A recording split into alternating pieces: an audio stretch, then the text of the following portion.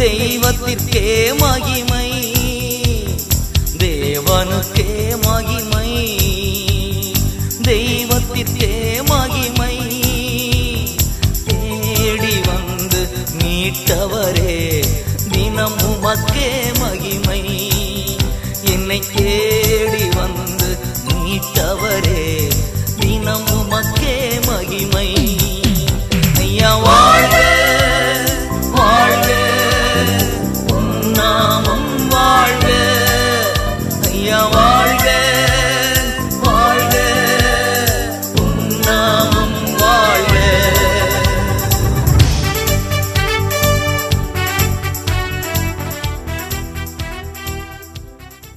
ஆண்டவராகிய இயேசுவின் நாமத்திலே இந்த இரண்டாவது ஆராதனைக்கு வந்திருக்கிற உங்கள் அனைவரையும் நான் வாழ்த்துகிறேன்.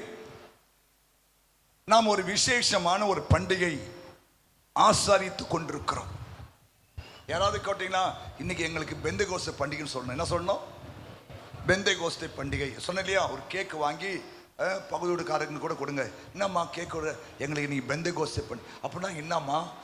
பரத்திலிருந்து எங்கள் ஆவியானவர் இந்த பூலோகத்துக்கு வந்த ஒரு நாளுங்க. புரியுதா? சொல்லணும். ஏன்னா பழைய ஏற்பாட்டு காலத்துல ஆவியானவர் வந்து ஒருத்தர் மேல இறங்கி நம்முடைய வேலையை முடிச்சுன்னு போயிடுவார்.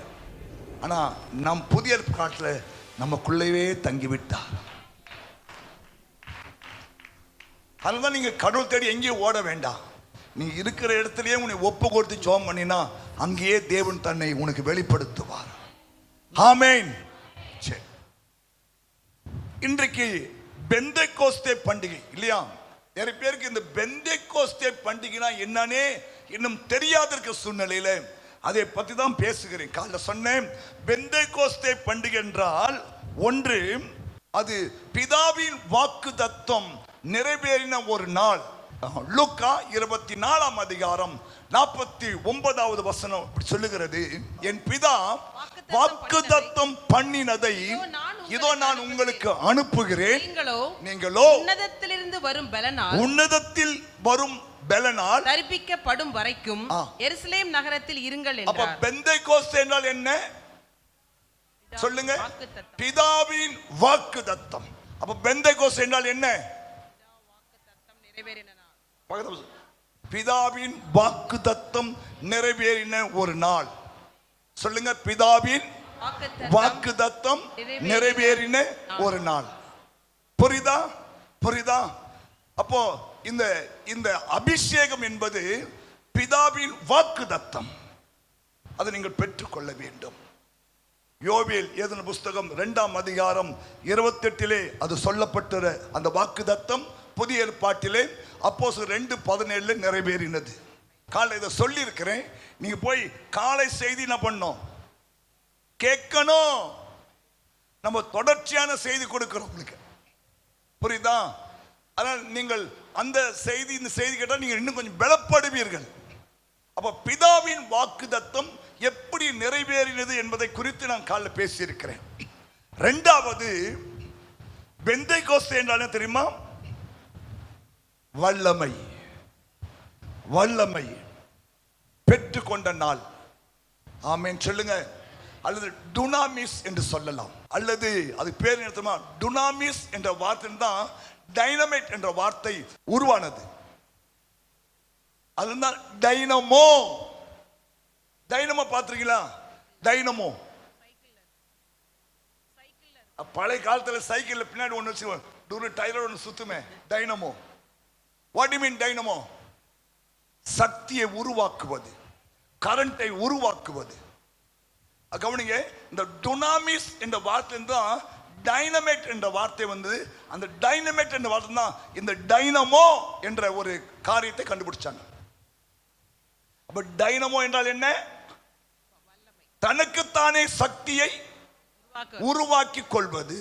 அதான் பைபிள் சொல்லுது, பரிசுத்தாவின் மேல் வரும்போது அல்லது அந்நிய பாஷை நீங்கள் பேசும்போது இல்லையா, நீங்கள் தெய்வத்தோடு ரகசியம் பேசுவீர்கள், தங்களுக்கு தாங்களே பக்தி விருத்தி உண்டாக்கி கொள்வீர்கள். அல்ல அந்நிய பாஷை பேசணும். அதுதான் உங்களுக்கு ஆண்டவர் இந்த வாக்குத்தத்தம் கொடுக்கிறார். இல்லையா? இங்கே வந்திருக்கிற எல்லாருமே ஒரு நாளைக்கு ஒரு half an hour ஆவில நிறைஞ்சி நீங்க அந்நிய பாஷை ஜெபம் பண்ணீங்கன்னா கவனிங்க, நீங்க தேவனுடைய ரகசியங்களை புரிந்து கொள்ள முடியும். அந்த நாளுக்கான காரியங்களை விளங்கிக் கொள்ள முடியும்.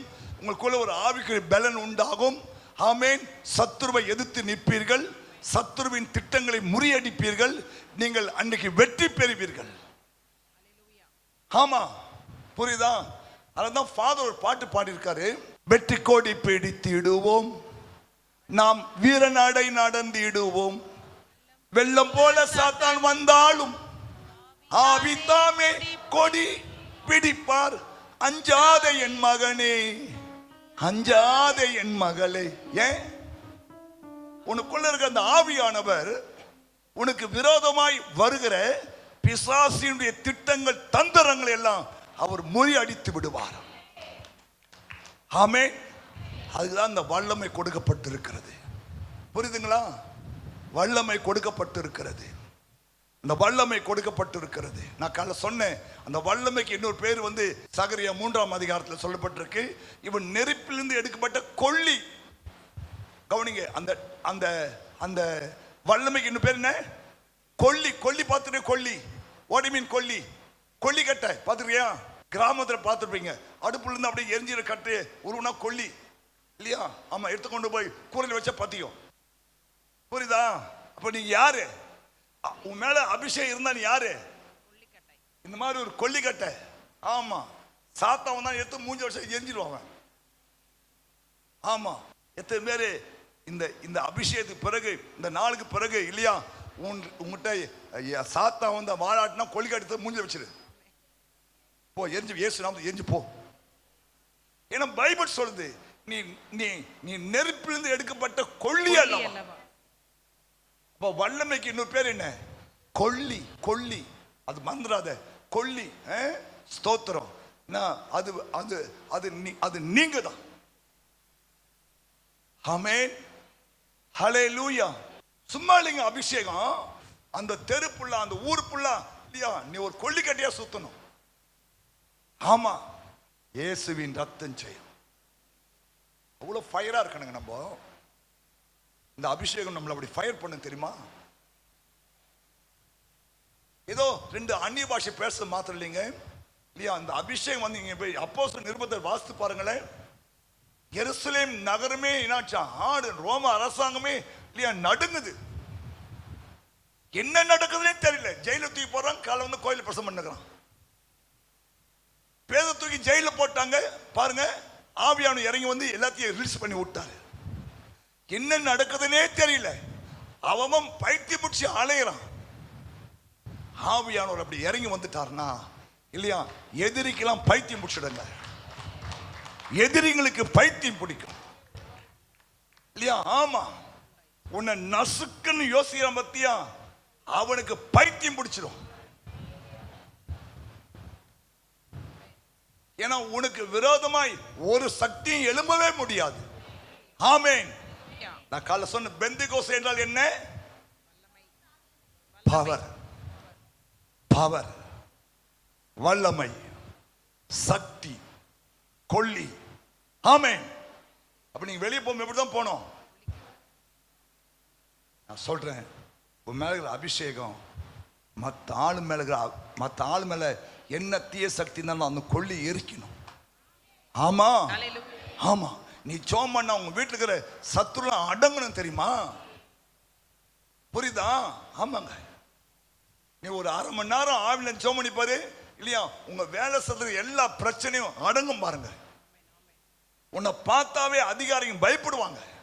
உன்னை பார்த்தாவே அரசாங்கமே பயப்படும். நம்மகிட்ட ஏதோ சக்தி இருக்குப்பா, இல்லையா ஏதோ ஒரு சக்தி இருக்குப்பா இல்லையா, இந்த அம்மாவை நம்மளால ஒன்றும் பண்ண முடியல அப்படின்னு எல்லாம் சொல்ல ஆரம்பிச்சிருவாங்க.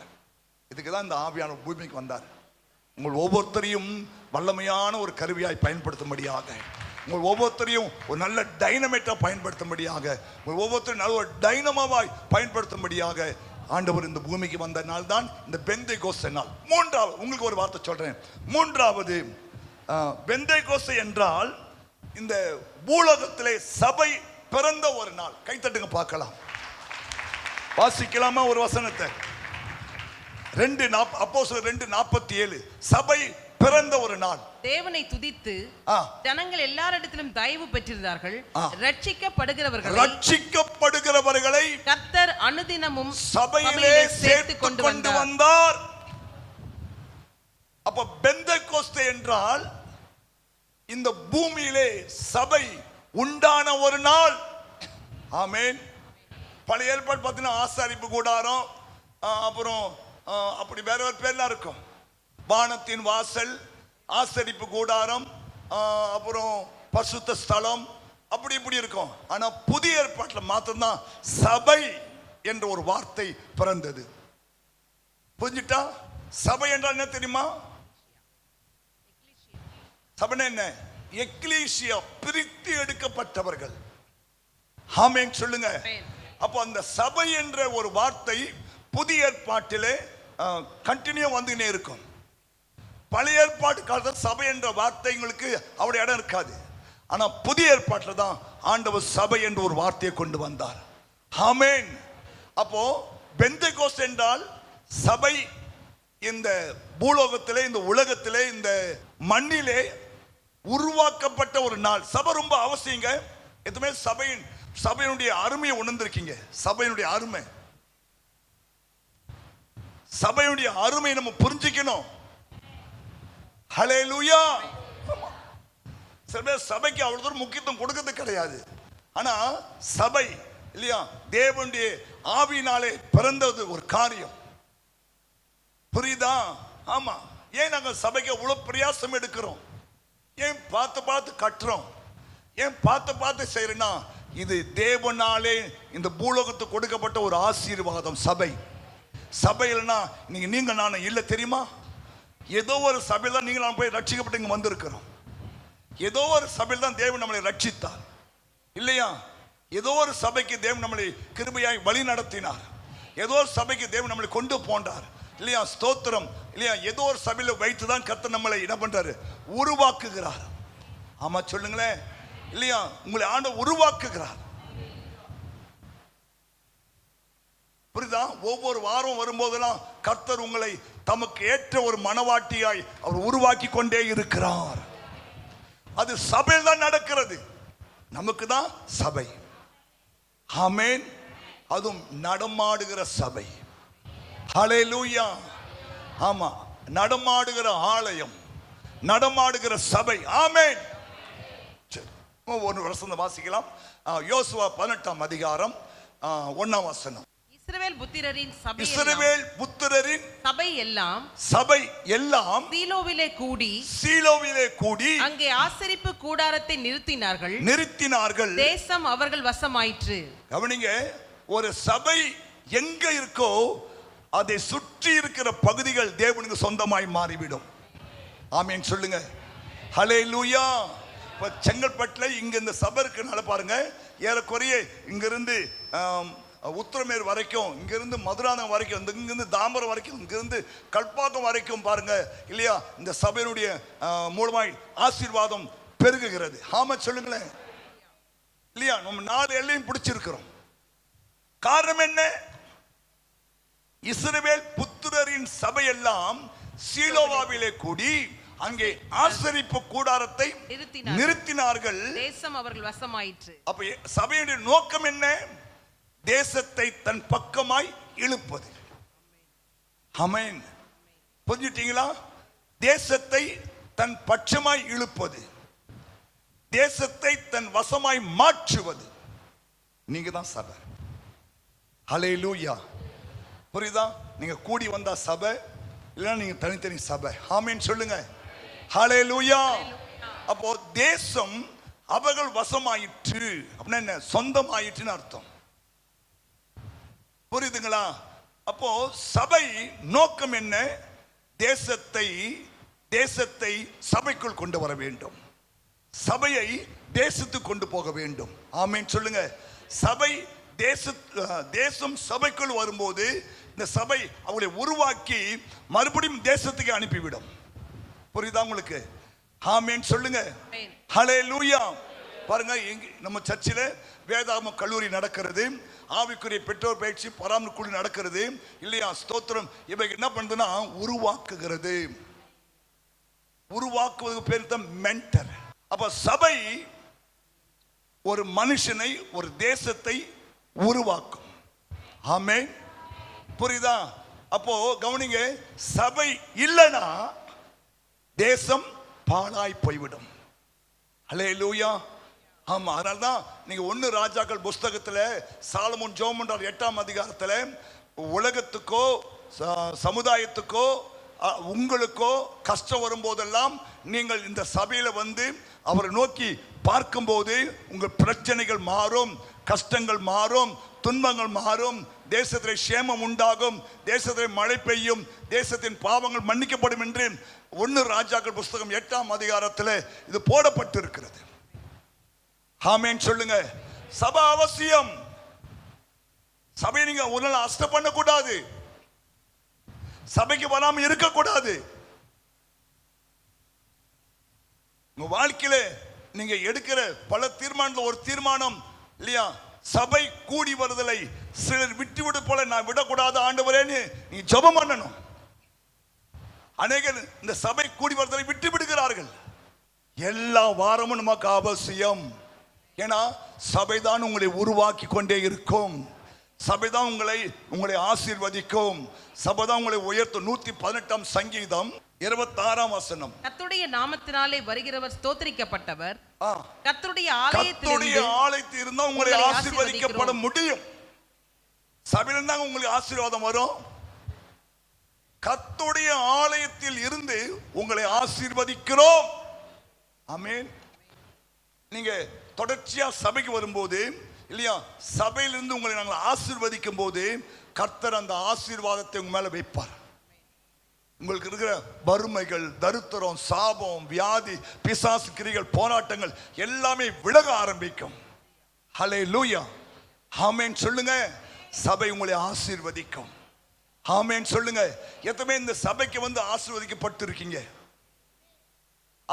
சொல்லுமா, ஒரு சாட்சி சொல்லு. சபைக்கு வந்து நான் ஆசீர்வாதமா இருக்கிறேன் பாஸ்டர்னு சொல்லி பார்க்கலாம். மைக் கொடுப்பா அந்த அம்மாக்கு.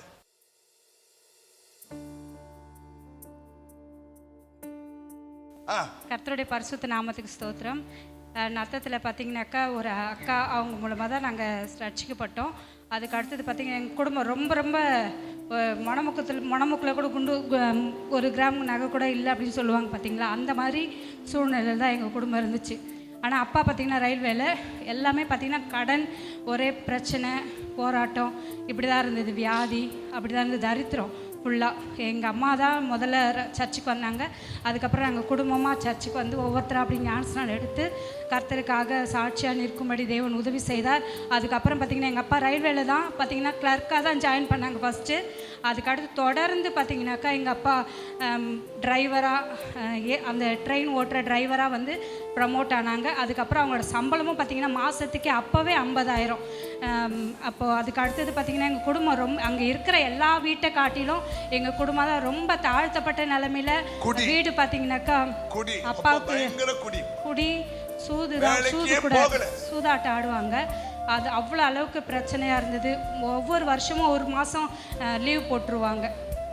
அப்புறம் தொடர்ந்து நாங்கள் ஜெபம் பண்ணிகிட்டே இருப்போம். கர்த்தர் காரியங்களை மாறுதலாக முடிய பண்ணினார்.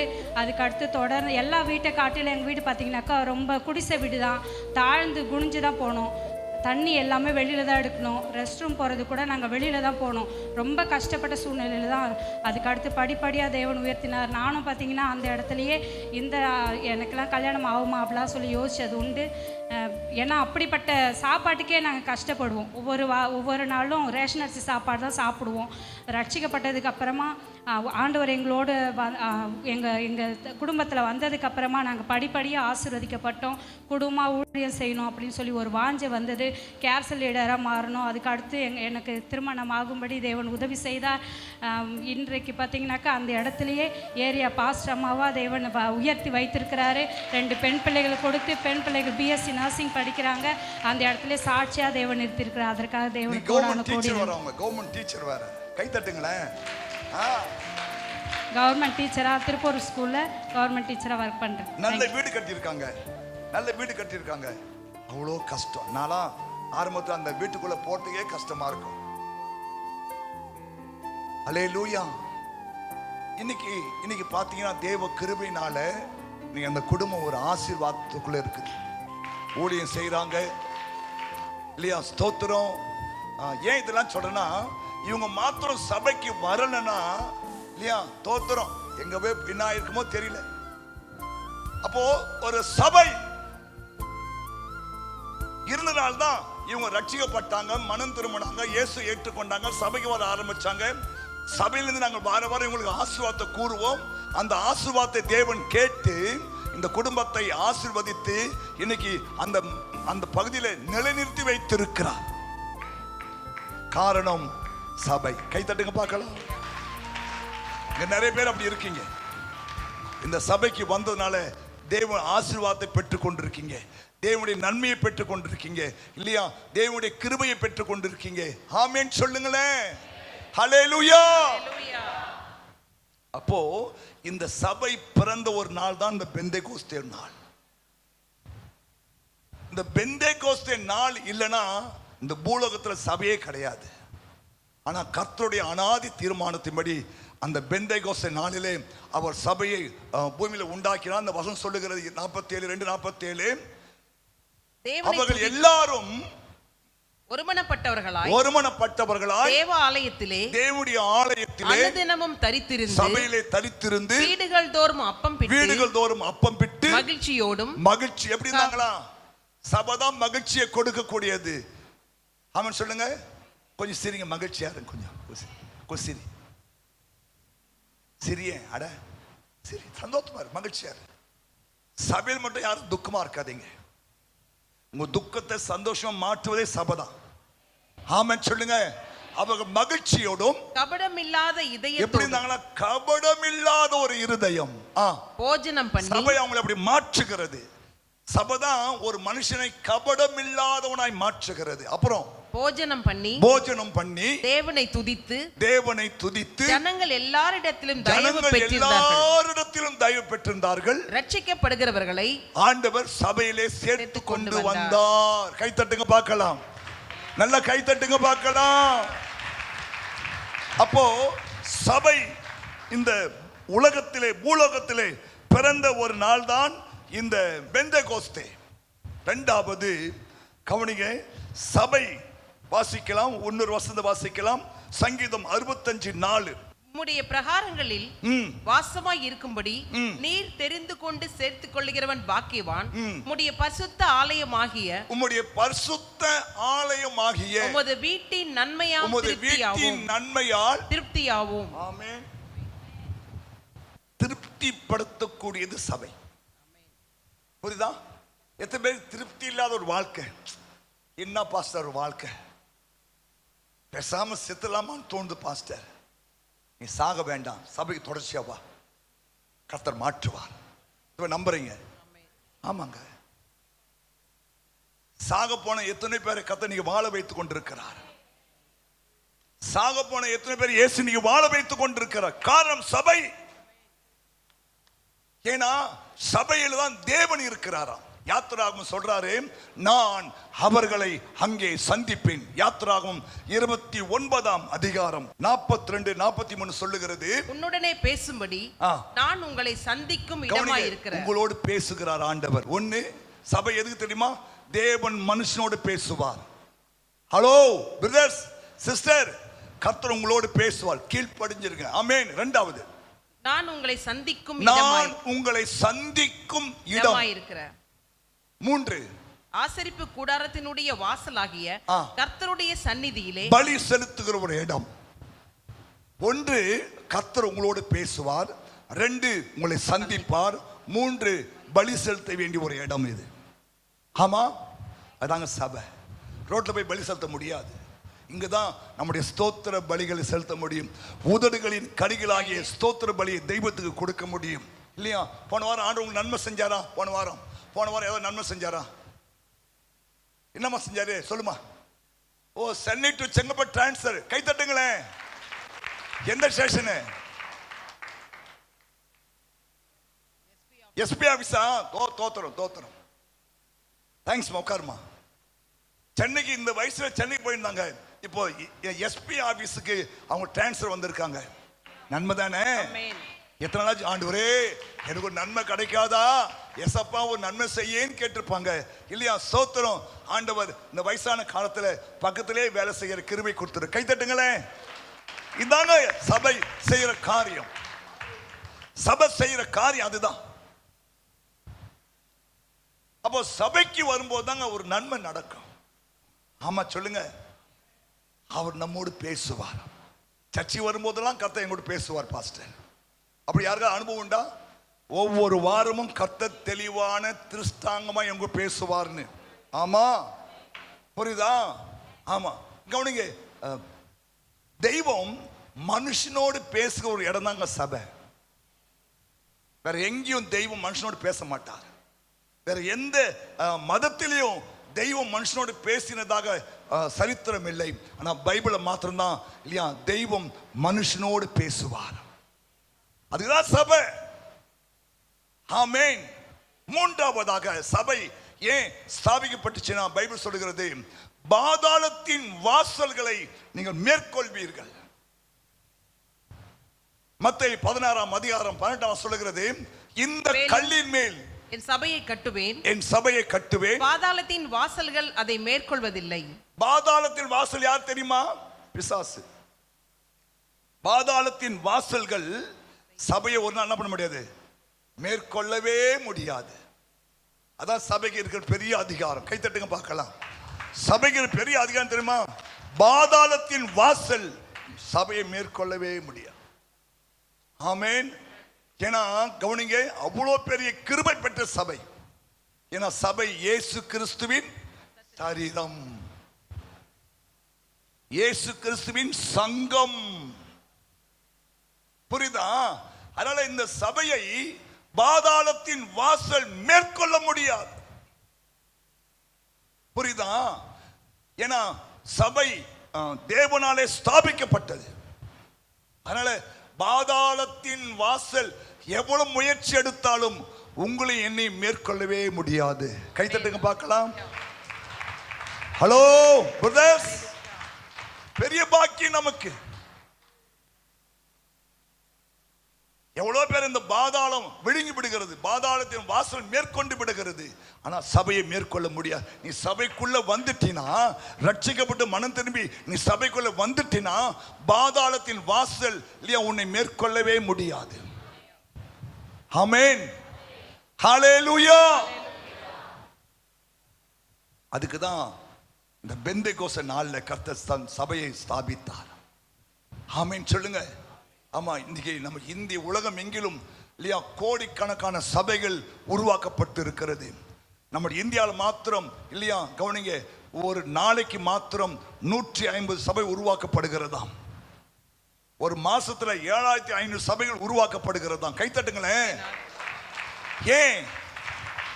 சபை எவ்வளவாய் பெருகுகிறதோ அவ்வளவாய் சாத்தானுடைய கொட்டங்கள் அடிக்கப்படும். பாதாளத்தின் வாசல் மூடப்படும். ஏன்? அதான் சபைக்கு அவ்வளவு அதிகாரம் இருக்கு. பைபிள் சொல்லுது, இந்த கல்லில் மோதுகிறவன் நொறுங்கிடுவான், இந்த கல் எவன் மேல் விழுமோ அவன் நசுங்கி போயிடுவான். அதனால சபைக்கு மட்டும் விரோதமா எழும்பவே கூடாது. ஆமென் சொல்லுங்க. ஏன்னா இது இயேசு கிறிஸ்துவின் சரீரம். சபை என்பது இயேசு கிறிஸ்துவின் சரீரம். அதனால சபைக்கு விரோதமாய் நாம் ஒண்ணுமே பண்ணக்கூடாது. அல்லேலூயா. ஆமென். ஆமா. எவ்வளவு சென்ட் பண்றோம், எதுக்கு 4:30 மணிக்கு ஜெபம் பண்றோம்? ஆண்டவரே இன்னைக்கு சபையெல்லாம் கூடி வருவாங்கப்பா இல்லையா, அந்த சபைக்கு தேவையான வார்த்தை வேணும், அந்த சபைக்கு தேவையான அபிஷேகம் வேணும், அந்த சபைக்கு வேண்டிய விடுதலை வேணும், அந்த சபைக்கு வேண்டிய செய்தி வேணும்னு சொல்லி ஏன் 4:30 மணிக்கு ஜெபம் பண்றோம்? இது இயேசு கிறிஸ்துவின் சரீரம். அது புரிந்து கொள்ளுங்க.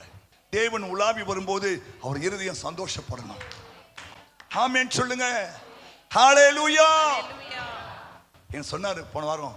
தேவன் தம்முடைய தயவுள்ள சித்தத்தின்படி உங்கள் விருப்பங்களையும் செய்கைகளையும் உனக்குள்ளே உண்டாக்குகிறவராய் இருக்கிறார். அப்ப சபை ஏன் பார்த்துட்டோம். பெந்தேகோஸ்தே என்றால் சபை பிறந்த ஒரு நாள் இல்லையா? யாராவது பெந்தேகோஸ்தே என்னமானா சர்ச் இந்த உலகத்தில் உதயமான ஒரு நாள். ஆமென், ஹல்லேலூயா. இரண்டாவதாக பெந்தேகோஸ்தே என்றால் என்ன? வாசிக்கலாம் ஒரு வசனம்.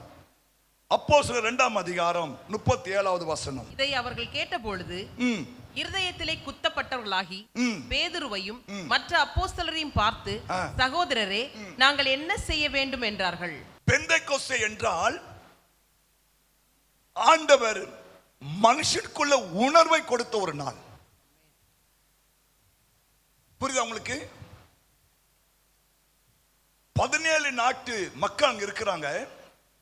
அப்போஸ்தலனாகிய பேதுரு பிரசங்கிக்கிறார். நீங்கள் இயேசுவை மரத்திலே தூக்கி கொலை செய்தீர்கள், ஆனால் தேவன் அவருடைய மரண உபாதையை பார்த்து அவரை மரித்தெழுந்து உயிரோடு எழுப்பினார். அது நாங்கள் சாட்சி என்று அப்போஸ்தலன் பேதுரு பிரசங்கிக்கிறார். அதை கேட்ட மக்களுடைய உள்ளம் குத்தப்படுகிறது. புரியுதா? உணர்வு வருதா உனக்குள்ள? ஆண்டு பேசும்போது உணர்வு வருதா உனக்குள்ள? ஆமாப்பா, நம்ம மாத்திக்கணும்பா, நம்ம மாத்திக்கணும். என்ன உனக்கு மாத்திக்கணும் ஆசை வந்ததா? நான் மாத்திக்க மாட்டேன் பாஸ்டர், சாகர் வரைக்கும் இப்படி போ, நரகம் போ.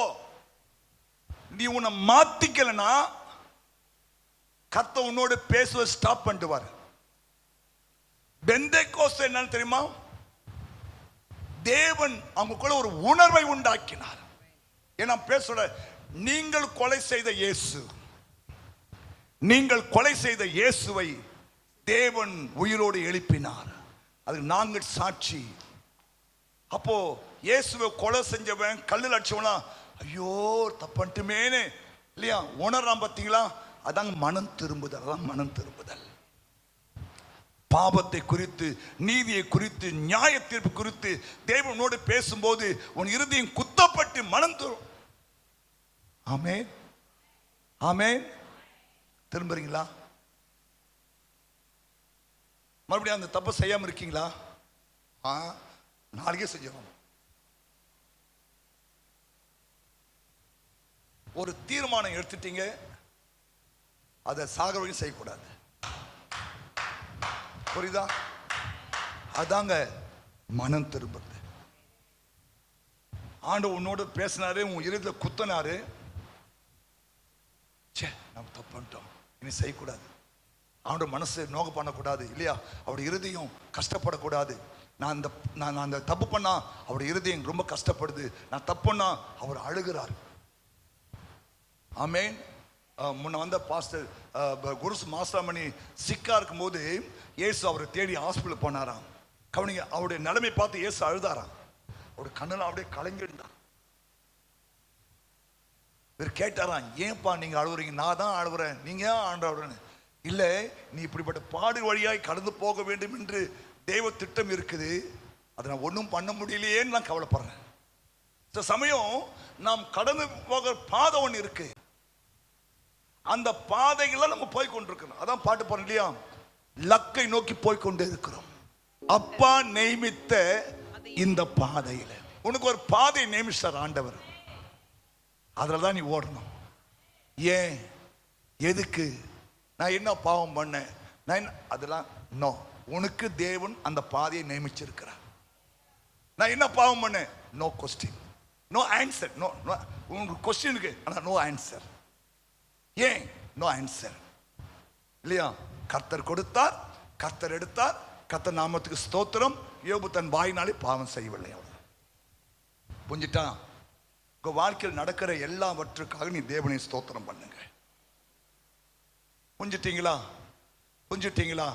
இருதயத்திலே குத்தப்படுவது அது பெந்தேகோஸ்தே. அந்த பெந்தேகோஸ்தே சபைக்கு வரும்போதெல்லாம் ஆவியானவர் இடைப்படுவார் இல்லையா? மகளே நீ தவறு பண்ணுகிறாய், மகளே உன் வழி தவறாய் இருக்கிறது, நீ தவறான பாதையில் ஓடுகிற இல்லையா, நீ ட்ராக் மாதிரி ஓடுற இல்லையா? இங்க ஆவியானவர் தெளிவா திட்டவட்டமா பேசுவார். ஆவியானவர் உலாவி வரும்போது பாவத்தை குறித்து பேசுவார், நீதியை குறித்து பேசுவார், நியாய தீர்ப்பை குறித்து பேசுவார். அப்போ இருதயம் குத்தப்படும், பயம் உண்டாகும். ஆமென் சொல்லுங்க. அப்ப எங்க ஆவியானவர் இருக்கிறாரோ அங்கதான் ஒரு கண்டிப்பு இருக்கும். ஆவியானவர் இல்லாத இடத்துல கண்டிப்பு இருக்காது. கண்டிப்புனா நீ மனம் போன வாழ்க்கை வாழ்வ, முடிவு பரிதாபமா இருக்கும். ஹல்லேலூயா. புரியுதா இல்லையா? அப்போ பெந்தேகோஸ்தே என்றால் என்ன சொல்லு? தேவன் குத்துகிற இடம். சொல்லுங்க. தேவன் அவள் இருதயத்திலே குத்தினவர்களாய். இங்க வந்தா உன் இருதயத்திலே இயேசு குத்துவார். குத்துன உடனே நம்ம என்ன பண்ணோம்? மனம் திரும்பி உணர்வு வந்துடணும். இந்த பைபிள்ல ஒரு பாம்பு இருக்கு, செவுட்டி வீரியன்னு. பார்த்துருக்கீங்களா? 55ஆம் அதிகாரம் நினைக்கிறேன். ஒரு பாம்பை பத்தி ஆண்டவர் சொல்றாரு. அந்த பாம்பு வினோதமாய் ஊதினா கூட, பாம்பாட்டிகள் வினோதமாய் ஊதினாலும் அவர்கள் ஊதும் சத்தத்திற்கு ஏன் உணர்வு போயிட்டு இருக்கு. அந்த காதல என்ன பண்ணுமா? அடைச்சிக்குமா. கவனிங்க, கடைசியில் ஒரு முடிவுனாவோ தோத்துரும். பாம்பாட்டி இல்லையா வினோதமா ஊதுவாராம். நீ என்னன்னா ஊதுப்பா. அப்படிப்பட்ட பாம்பா இருக்கக்கூடாது. ஆமென். ஒரு உணர்வு, ஐயோ நம்ம ஏன் இப்படி நடக்கிறோம் இல்லையா, நம்ம ஏன் சண்டை போடுறோம் இல்லையா, நம்ம ஏன் இப்படி ஒரு ஒரு ஒழுங்கா இல்லை. என்னைக்காவது நீங்க உணர்ந்திருக்கீங்களா? ஆண்டு பலமுறை பேசுறாரா இல்லையா? உணர்ந்திருக்கிறோமா? ஆனா பெந்தேகோஸ்தே என்றாலே இல்லையா இருதயத்திலே குத்தப்படுவது, உணர்வு உண்டாகும். ஆமென். ஏன்னா ஆவியானவர் நம்மோடு இடைப்படுவார். இருதயத்திலே உணர்வு உண்டாகும். ஆமென் சொல்லுங்க. சங்கீதம் 14:2 சொல்லுகிறது, தேவனை தேடுகிற உணர்வுள்ளவன், தேவனை தேடுகிற உணர்வு இருக்கணும். சொல்றேன் இல்லையா, சபை கூடி வருதல் சில விட்டுறாதீங்கன்னு இல்லையா. சில ஆள் அதை பத்தி கவலையே கிடையாது. தேவனை தேடுகிற உணர்வுள்ளவன் உண்டோ என்று பார்க்க கர்த்தர் பரலோகத்திலிருந்து மனுபுத்திரரை கண்ணோக்கினார். ஸ்டேட் பண்றார் பாருங்க ஆண்டவர். நீ தேவனை தேடுறியா இல்லையா? பிரச்சனை சொல்றியே, என்னைக்காவது உட்கார்ந்து ஜெபம் பண்ணி இருக்கியா? பிரச்சனை சொல்றியே, என்னைக்காவது நீ ஆண்டவரை உண்மையா தேடி இருக்கியா? பிரச்சனை கஷ்டம் இல்லையா, என்னைக்காவது உட்கார்ந்து ஆண்டவர் சமூகத்தில் அழுது இருக்கியா? ஒரு உணர்வு இருக்கா? அண்ணால் பாருங்க, அவளுக்கு உணர்வு இருக்கு. சக்கலாத்தி பேசுற அது வார்த்தை அவளால் கேட்க முடியல இல்லையா. ஆனா உனக்கு உணர்வே இல்லையம்மா. இவ்வளோ பிரச்சனை இருக்கு, என்னைக்கா உட்காந்து ஆண்டு சமுதிரம் தனியா உட்காந்து அழுது இருக்கியா? வீட்டையாவது அழுது ஜெபம் பண்ணி இருக்கிறியா? உங்க கண்ணில் தண்ணி வந்து நான் பார்த்ததே இல்லை. நான் தனியா அழுவோம் பாஸ்டர், கோயில வந்து அழுவுமா. தேவனை தேடுகிற உணர்வு உள்ளவன் உண்டோ என்று தேவன் பரலோகத்திலிருந்து பார்க்கிறாராம். இவ்வளோ பிரச்சனை இருக்க, ஒரு உபாசபத்து வரையா, ஒரு ஜப கொடுத்து வரையா, ஒரு இரோ ஜபத்து வரையா, ஒரு பெண்கள் கொடுத்து வரையா இல்லையா, இதெல்லாம் ஆண்டு பார்க்கிறார் இல்லையா. பிரச்சனைன்னு தெரிஞ்சு போச்சுல, அது சொல்யூஷன் எங்கதான் இருக்கு? இங்கதான் இருக்கு. ஆமென் சொல்லுங்க. யோபு 13:23, என் அக்கிரமங்களும் பாவங்களும் எத்தனை, என் மீறுதலையும் என் பாவத்தையும் எனக்கு உணர்த்தும். என்னைக்காவது உன் பாவத்தை குறித்து உணர்ந்திருக்கே நீ? நான் தப்பு பண்றேன், நான் தப்பு சொல்றாரு. சங்கீதம் 19 சொல்றாரு சங்கீதக்காரன், தன் பிழைகளை என்னைக்காவது உன் பிழையை உணர்ந்திருக்கியா? நான் தப்பு பண்றேன் பாஸ்டர். தன் பிழைகளை உணரணும். அவன் தான் நல்ல மனுஷன். பெந்தேகோஸ்தே அனுபவம் இருந்துச்சுன்னா நீ செய்த தப்பு உனக்கு உணரும். நான் தப்பு பண்றேன், நான் தேவனுடைய வார்த்தை மீறி போகிறேன், நான் தேவனுடைய வார்த்தை கேட்காம போறேன் இல்லையா. அந்த அனுபவம் உனக்குள்ள இருந்துச்சுன்னா இல்லையா, தன் பிழைகளை நீ உணர்வ. ஆனா உனக்கு இந்த பெந்தேகோஸ்தே அனுபவம் இல்லாதனால உன் பிழையை என்ன பண்ற? உணர மாற்ற. நான் பார்த்துருக்கேன், சில பேர் ஆராதனை அழுவாங்க, சில பேர் இந்த திருவிருந்த ஆராதனை அழுவாங்க. இந்த ஏசப்பா பாடுற பாடலாம் பார்த்து அழுவாங்க. ஸ்தோத்திரம். உன் பிழையை நீங்க உணர்ந்திருக்கீங்களா? கவனிங்க, உங்க பிழையை உணர்ந்திருக்கீங்களா? சொல்ற, தன் பிழைகளை உணர்கிறவன் யார்? மறைவான குற்றங்கள் என்னை நீங்களாக்கும், துணிகரமான பாவத்துக்கு என்னை விலக்கி காத்துக்கொள்ளும். கவனிங்க, நீ பிழைகளை உணரனா உனக்குள்ள இந்த பெந்தெகோஸ்து அனுபவம் இருக்கு. பிழையை நீ உணரலனா உனக்கு இந்த அனுபவம் இல்லை. உங்களுக்குள்ள பெந்தெகோஸ்து அனுபவம் இருந்துச்சுன்னா சின்ன தப்புனா கூட உனக்கு அந்த உணர்வு உண்டாகும். தப்பு பண்றேன், நான் தவறு செய்கிறேன், நான் மறைவான குற்றம் செய்கிறேன், இல்லையா தேவனி விரோதம் பாவம் செய்கிறேன் என்ற அந்த உணர்வு உனக்கு உண்டாகும். அதுதான் பெந்தெகோஸ்தே அனுபவம். உனக்கு உணர்வே வரல, நீ தொடர்ந்து துணிகரமான பாவம் செய்யறனா உனக்குள்ள இந்த பெந்தெகோஸ்து அனுபவம் இல்லைன்னு அர்த்தம். ஹலோ தங்கச்சி மாருங்க கவனிங்க, பிள்ளை சின்ன பிள்ளைங்க கவனிங்க, பெரிய பிள்ளை கவனிங்க, புருஷர்கள் கவனிங்க, இல்லையா தன் பிள்ளைகளை உணர்கிறவன் யார்? அதுதாங்க குத்தப்படுவது. ஹல்லேலூயா. ஆமா, சில பேர் நீ சொல்றியா பாவம் செஞ்சு வாயை தொடச்சிட்டு வந்துடுவான்.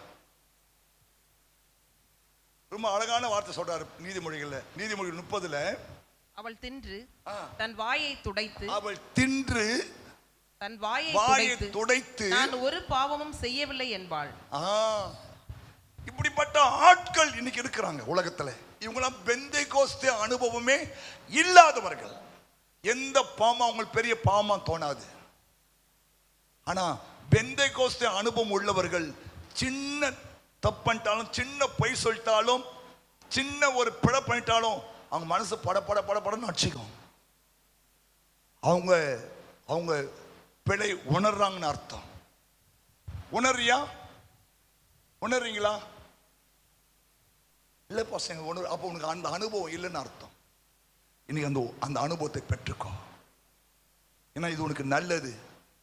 ஏன்னா சின்ன பிழையா இருக்கும்போது சொல்லுவாங்க இல்லையா, சின்ன பிள்ளையா இருக்கும் போது நம்ம என்ன பண்ண கரெக்ட் பண்ணிடணும். பெருசா ஆக விடக்கூடாது. பெருசா போக அந்த ஆபரேஷன் தான் போயிடும். பிழை உணருங்க. தப்புன்றமே ஆண்டவரே, தப்பண்ணக்கூடாது சாமி. ஹல்லேலூயா. உணர்ந்து மனம் திரும்பி நீங்க ரட்சிக்கப்பட்டுட்டீங்கன்னா கர்த்தர் உங்களை மறுபடியும் கட்டி எழுப்புவார். ஆமேன் சொல்லுங்க, ஆமேன் சொல்லுங்க, ஆமேன் சொல்லுங்க.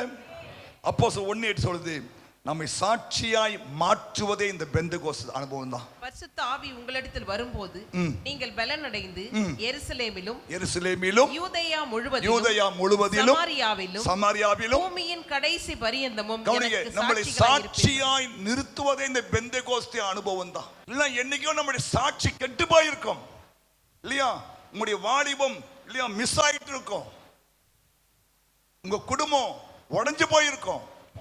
ஆனா தேவ கிருபையில கர்த்தருடைய அந்த தயவு நம்ம குடும்பத்தை நீ சாட்சியா வைத்திருக்கிறது, பிள்ளைகளை சாட்சியா வைத்திருக்கிறது. ஹல்லேலூயா. அப்ப நம்மளை சாட்சியா நிறுத்துவது எது? இந்த பெந்தெகோஸ்தே அனுபவம் தான் இல்லையா. எல்லாம் உங்க சாட்சி நீங்க கெட்டு போயிருக்கல இல்லையா, நீங்க வேலை செய்யற இடத்துல, படிக்கிற இடத்துல இல்லையா, உங்க சாட்சி கெட்டு போயிருக்கல. ஆமென்.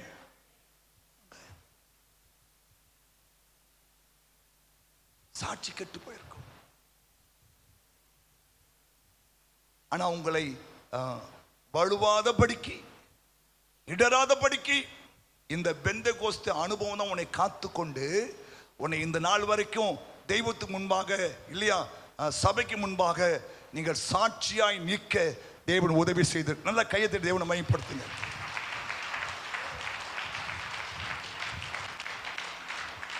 இல்லையா, சாட்சியை கெடுப்பதற்காக இல்லையா பிசாசு போறனாலும் தேவ கிருபையும் அவருடைய இரக்கமும் இந்த பெந்தெகோஸ்து அனுபவம் இருக்கிறபடினால ஆவியானவர் இல்லையா பேசுவாரு இல்லையா. இல்ல no no no no no தவறு இல்லையா.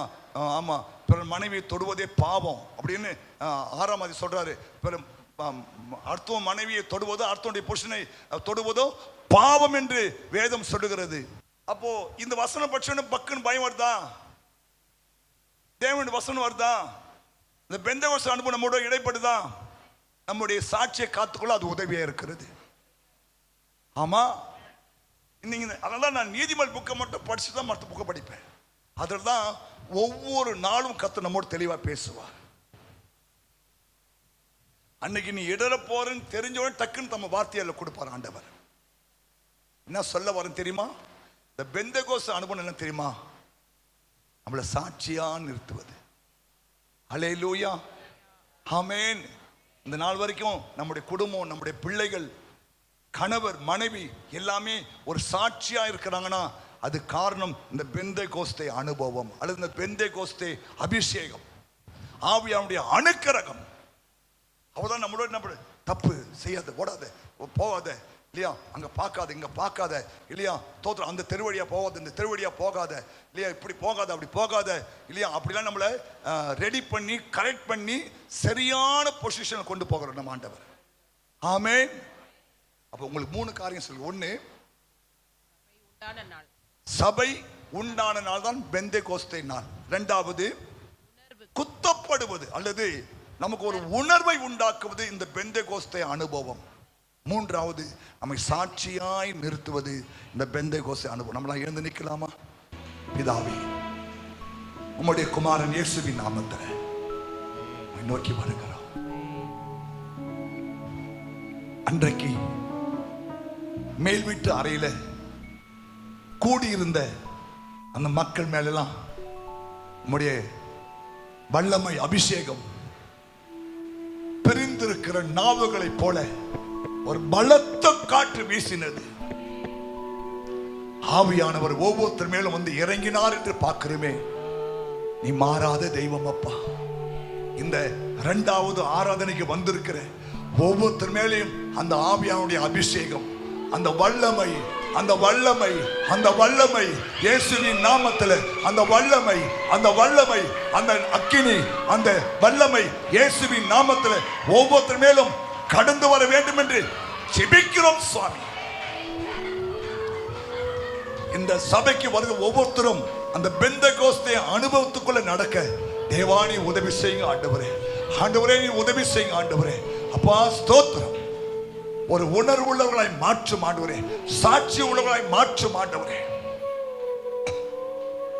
உமக்கு நன்றி அப்பா. ஆண்டவரே, இந்த கடைசி நாள்ல வந்திருக்கிறோம்.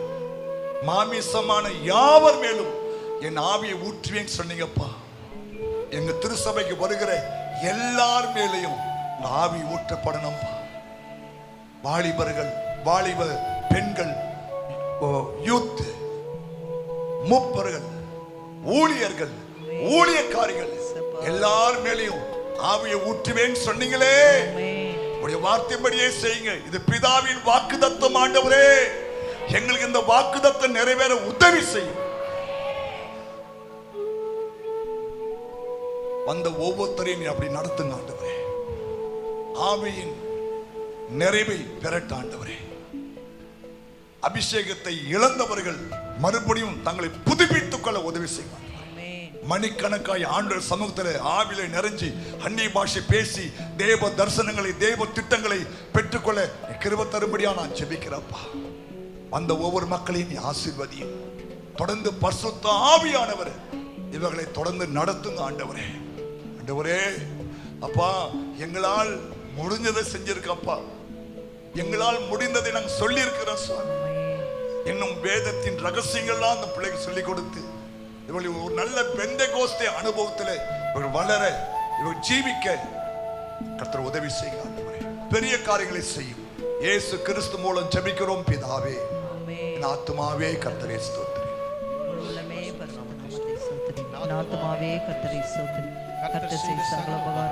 நம்முடைய பிதாவாகிய தேவனுடைய அன்பும் கர்த்தராகிய இயேசு கிறிஸ்துவின் கிருபையும் பரிசுத்த ஆவியானுடைய ஐக்கியமும் இப்போதும் எப்போதும் சதா காலமும் கர்த்தருடைய வருகை மட்டும் நம்மை காத்துக் கொள்வாராக. ஆமென். கர்த்தர் உன்னை ஆசீர்வதித்து உன்னை காக்க கடவுள். கர்த்தர் தம்முடைய முகத்தை உன்மேல் பிரகாசிக்க பண்ணி உன்மேல் கிருபையா இருக்க கடவுள். கர்த்தர் தம்முடைய முகத்தை உன்மேல் பிரசன்னமாக்கி உனக்கு சமாதானம் கட்டிட கடவுள் என்பதே. ஹல்லேலூயா, ஹல்லேலூயா.